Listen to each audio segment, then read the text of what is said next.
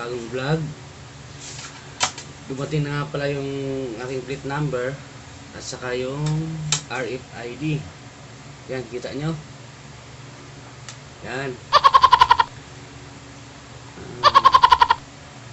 Medyo high-tech na yung LTO natin ngayon dahil naka RFID na sila.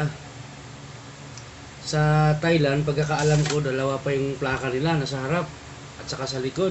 Sa atin, isa lang sa likod. Instead na plaka din sa harap, RFID na. Oh my God! Wow! Ang purpose pala nito ay mabilis yung ano nito, lalo na yung may mga LTO na ngayon at saka HPG na may mga radio frequency identification system na sila na machine. Pag mabilis yung takbo mo, dali ka nilang ma-detect at dito rin nila malalaman kung lahat ng identification mo, tulad ng address mo, kung anong plate number mo. Kasi sa sobrang bilis mo nga, hindi ka nila makikita kaagad. Pero dito sa RFID, wala kang takas dito.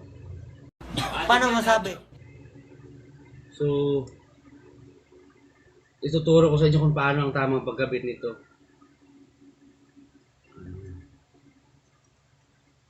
Pull lang natin ito sa gitna. Ito, kita nyo.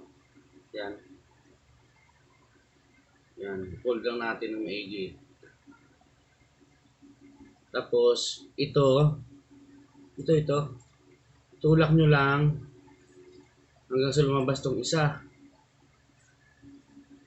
Ay, siya nga pala. Ito pala nga yung yung sa kabila. Kasi dalawa pala to. Itong isa, ito yung may nakalagay na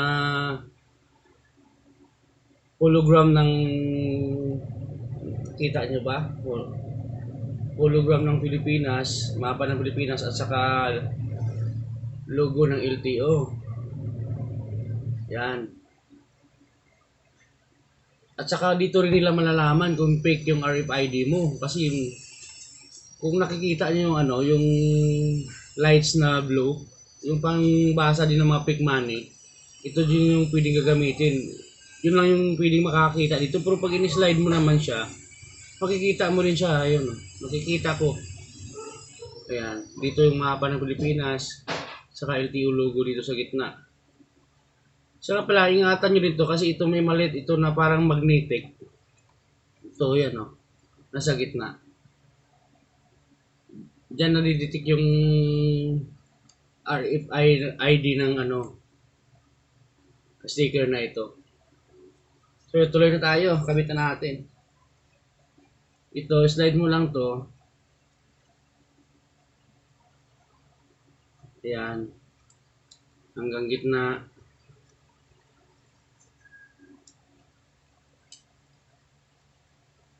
Ayun. Saka, ibalik yung tupi ito. Ipatong lang kasi ito sa itong hologram nakapatong sa RFID. Ayan Ayan.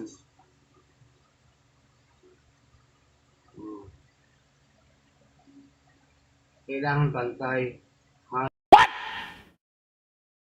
What the fuck? Hide lang ng parang humahide lang Gunggong! Barinig kita sa mukha eh! ngayon ng misis niyo ba? Humahagod pala, hayod. Ano humahagod? Hagod pala yun. Gago! Yun.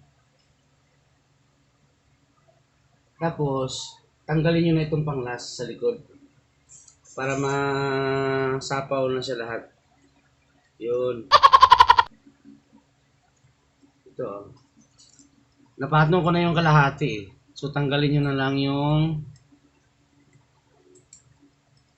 ito. Yung tinupit natin kanina. Ito. Pasensya na kayo, wala akong cameraman eh. Ayun.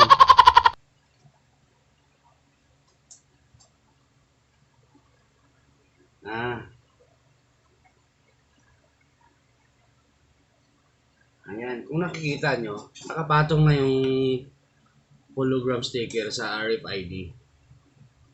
Yan. Kita nyo ba? Yan. Nakapatong na. Pwede na natin itong ikabit.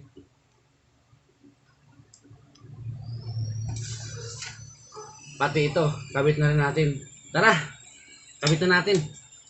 A few moments later. Okay, kabit na natin to. Una-una, punasan muna natin to para siguradong walang langis na natitira dito.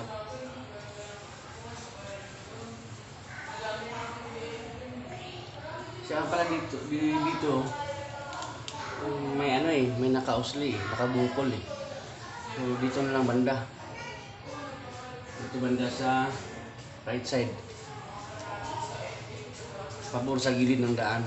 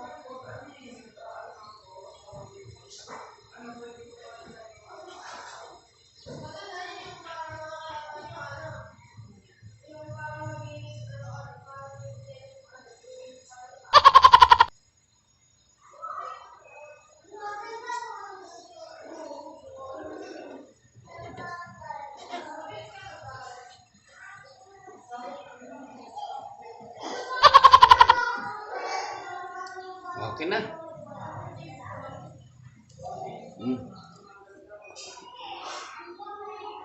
Yun.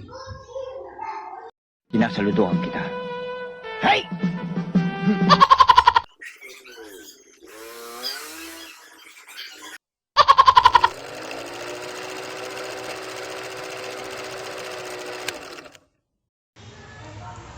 Tanggalin muna natin itong temporary na heat number. Pag isapaw lang natin, umuusli mas malaki yung temporary, kaya tanggalin talaga natin dapat.